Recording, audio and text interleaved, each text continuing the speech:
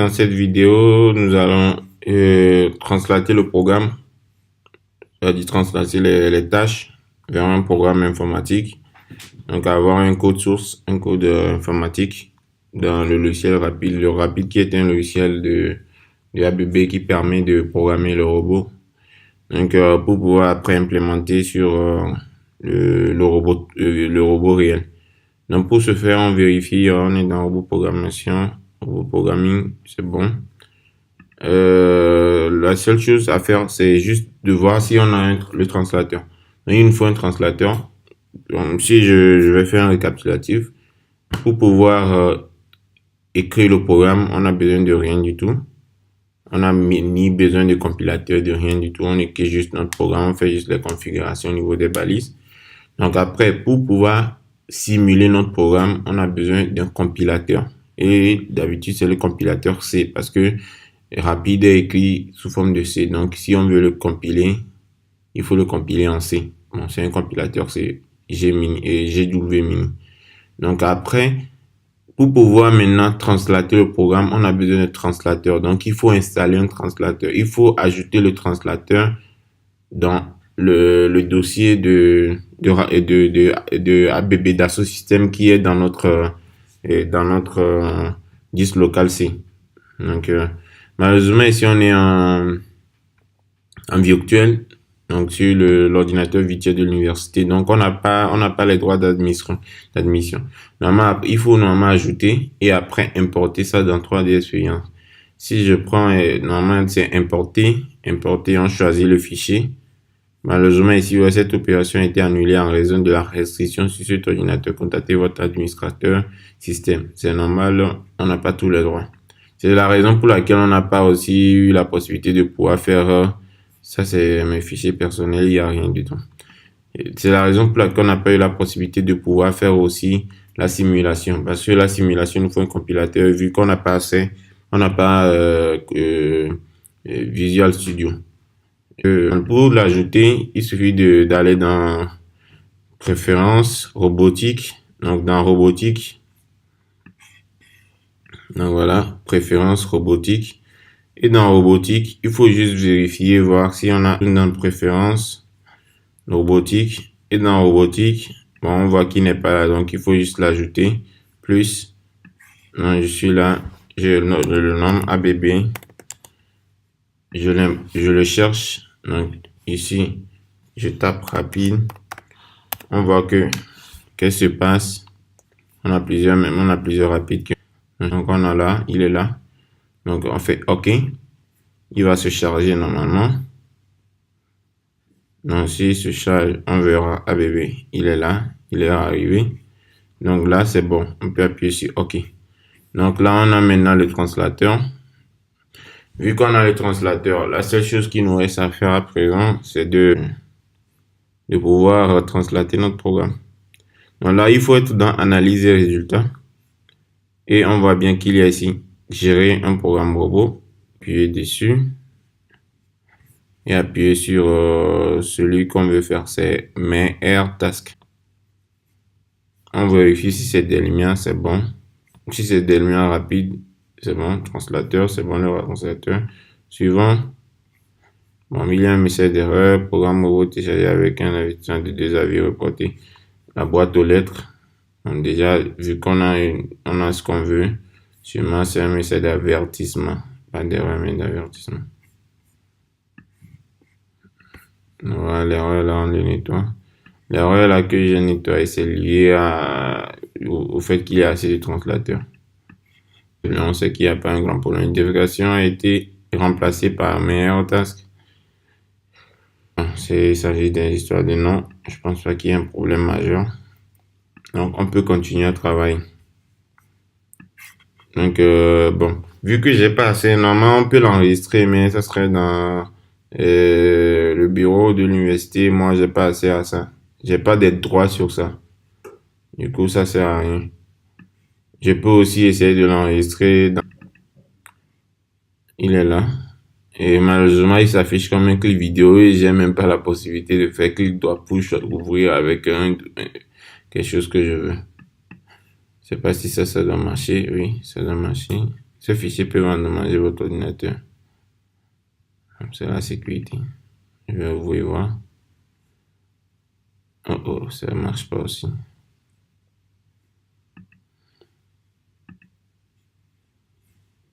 Je pense qu'il y a un notepad dedans. J'ouvre. Et voici au moins si j'ai l'accès.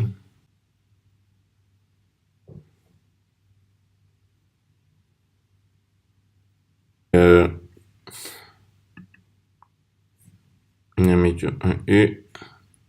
C'est lui. Toujours la même chose. Et on va essayer d'expliquer immédiatement à partir d'ici. Donc là, c'est le programme dans le qu'on pourra après utiliser sur le robot réel.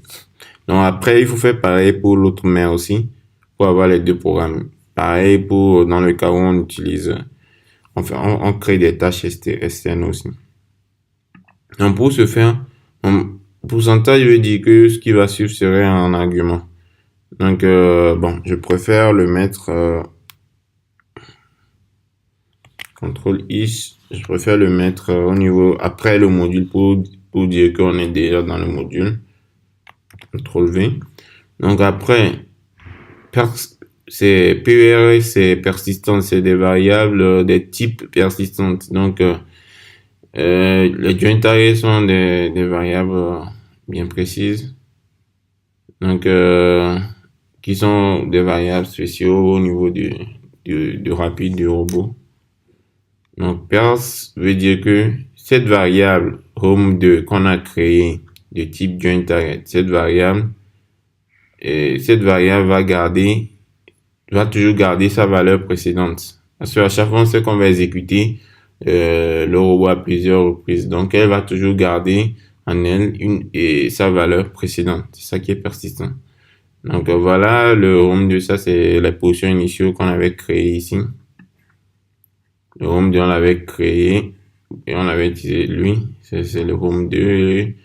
Donc, est-ce qu'on avait choisi au début, on l'avait enregistré. Donc, voilà le module.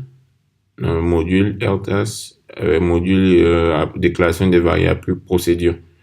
Donc, je vais ajouter les variables que nous avions créées.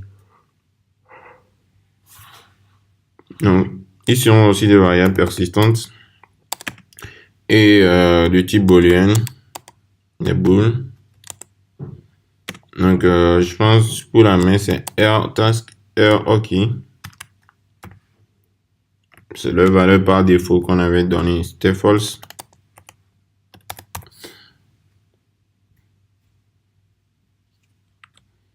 Donc, après, encore, bon, je fais que copier-coller, bon, c'est pas grave, persistante, bool, OK. Les variables qui nous permettent d'envoyer du signal, d'envoyer du signal, pas du signal, mais d'envoyer un signal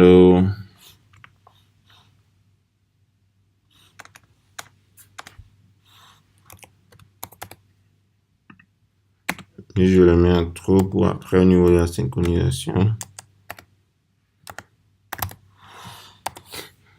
Pas de problème. Donc, début de notre procédure. Donc, voilà les mouvements qu'on aura à faire de la maison, c'est-à-dire de la position initiale à une vitesse V. 1000, c'est vitesse 1000, c'est trop grand, mais bon, c'est pas grave.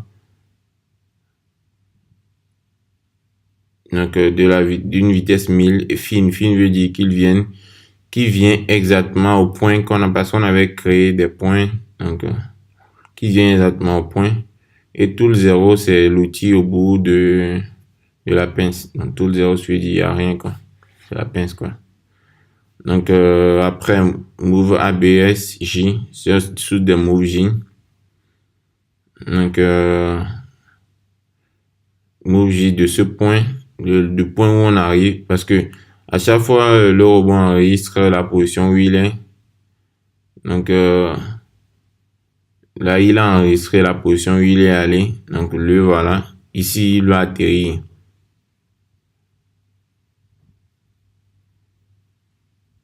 Donc, Move J.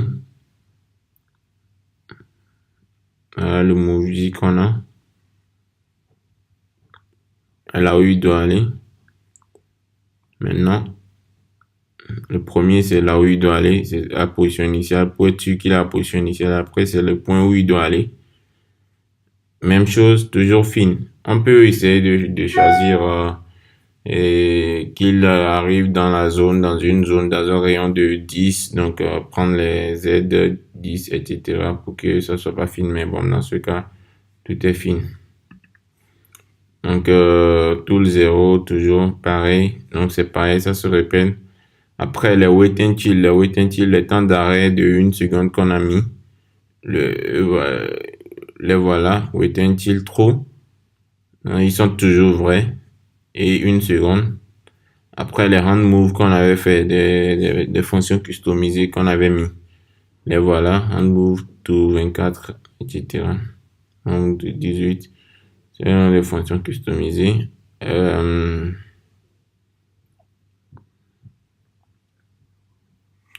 Donc, normalement, tout est bon normalement.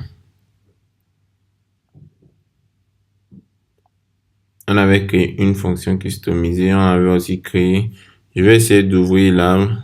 Voici ça peut s'ouvrir pour qu'on puisse suivre à peu près de quoi il s'agit en réalité. Donc voilà là.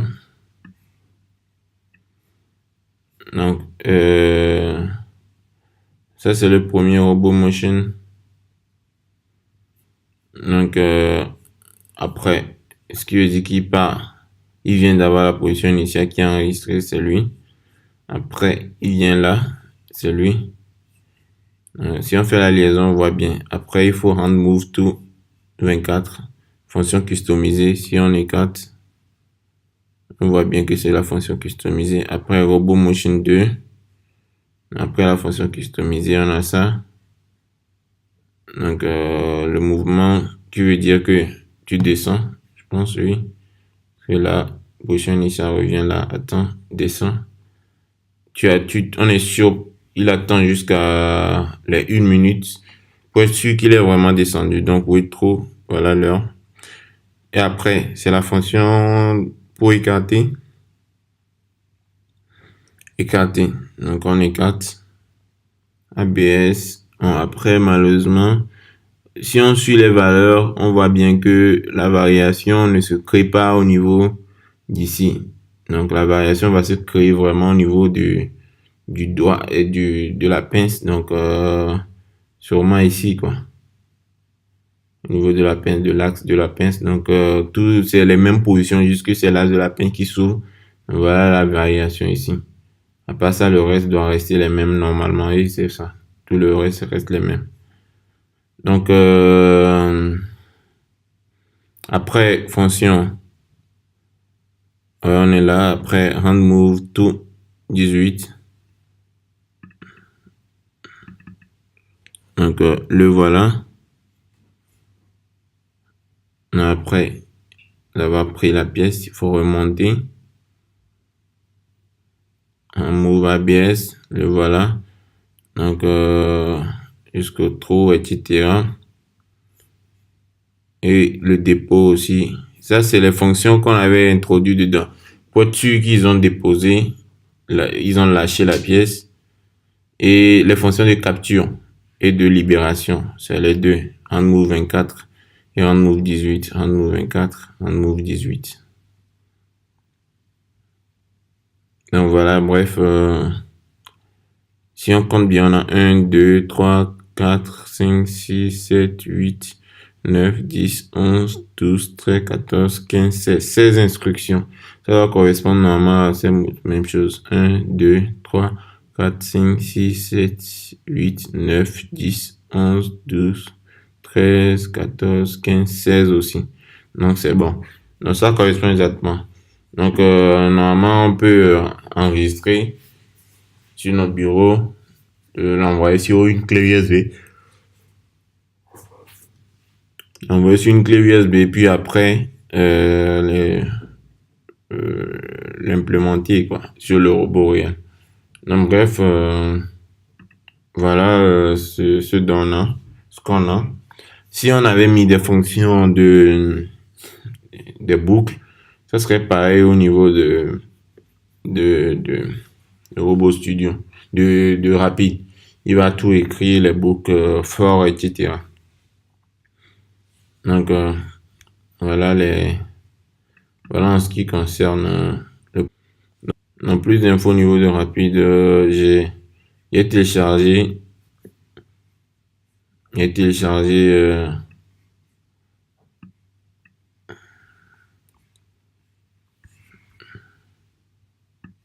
j'ai téléchargé un document sur Rapid pour apprendre comment programmer sur Rapid qui nous donne à peu près tout ce qu'on peut savoir sur Rapid, tout ce qui est intéressant à savoir sur Rapid. Donc le voilà.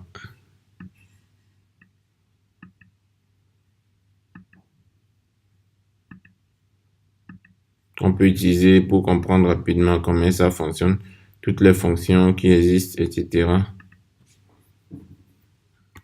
C'est un manuel, le manuel technique. Donc, voilà toutes les fonctions et comment ça se passe. Très intéressant. Donc, je pourrais l'ajouter à la fin de la présentation, le lien, pour comprendre comment est-ce que les joint target, toutes les variables booléennes qu'on vient de créer. Nova, boolean, le if, time, seconde, then, full speed, then, etc. On a à peu près beaucoup d'informations sur le for i, etc. Comment ça marche. Qui après devient intéressant. Le if, ça c'est que rapide. C'est lié vraiment au programme rapide. Donc bref, c'est ça notre travail. Après, on fait la même chose pour la seconde main aussi. Puis après, on peut facilement